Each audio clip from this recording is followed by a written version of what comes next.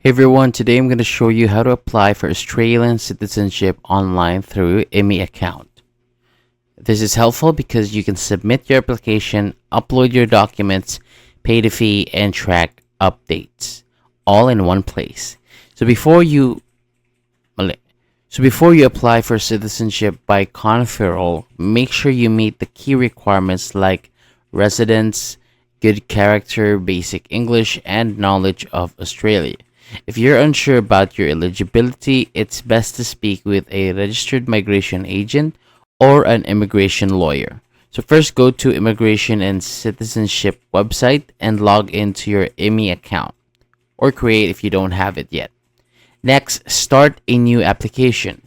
Choose citizenship, then select citizenship by conferral, and then complete the form with your personal details, travel history for the past 4 years, and your addresses for the last 10 years.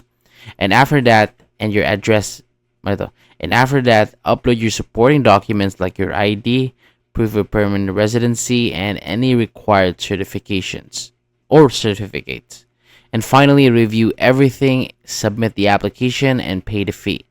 You can track progress anytime in ImmiAccount, and you'll be notified if they need more info or when it's time for the test or ceremony.